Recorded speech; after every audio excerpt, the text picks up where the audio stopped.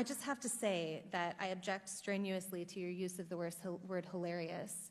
To me, this feels a lot like your reaction to being named in one of these manifestos. Now, you're of course not responsible for the words of somebody writing that document, but I do think that laughing at it is a real problem, because these are real families that are impacted by this violence. And I think our efforts towards talking about this have to start from a place of mutual respect, which is what I've heard from this side of the table. Now, the reason we don't have those numbers, I want those numbers as much as you do, but to say the numbers don't show something is simply not supported by the data. Okay, and I have 38 seconds left, Ms. Mulligan, if you want to respond within that time. The only thing I would add is that it's in the name. Terrorism, domestic terrorism, it terrorizes us. It terrorizes us in our homes. It terrorizes us in our schools. And to the points made by the other panelists, it is disproportionate to its impact on any individual life, and it's not. You reject the idea it's something that doesn't matter, or it doesn't really matter? Absolutely reject. Okay. All right, so here's where we are. Every member now has had 5 minutes and... Okay, and Mr. Clay, so we have 2 members who have not. So I'm going to go to the 2 members who have not yet, and we'll give an opportunity for a closing thought to any member who wants before we go. Am I next to respond, or is Mr. Meadows? I thought Mr. Meadows was next. Mr. Meadows, okay. Mr. Meadows is next, then Mr. Clay, then to you, Mr. Jordan.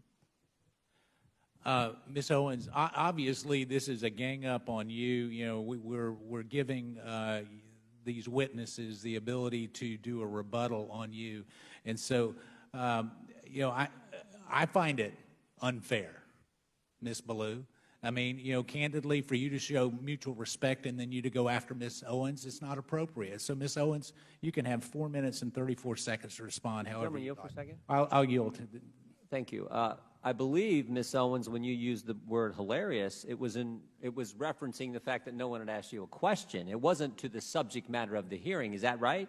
That is correct. And to have another witness insinuate something that is not accurate is just not appropriate, Mr. Chairman, for how witnesses are supposed to behave in front of this committee. I also think you didn't say it doesn't matter about the subject matter of today's hearing. You said there are other subjects that matter as well, and maybe we should spend some time on those. Is that accurate? That is correct, and they matter much, much, much, much more. And I have said that. I said that in my opening, and I will say it again. You know that white supremacy and white nationalism is ranks nowhere near the top of the issues that are facing Black America.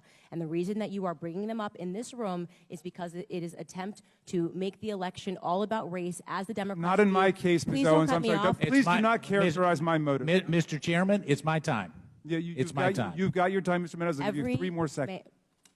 Every 4 years, you bring up race, and you knew exactly what I meant when I said hilarious, and you just tried to do live what the media does all the time to Republicans, to our president, and to conservatives, which you tried to manipulate what I said to fit your narrative, okay?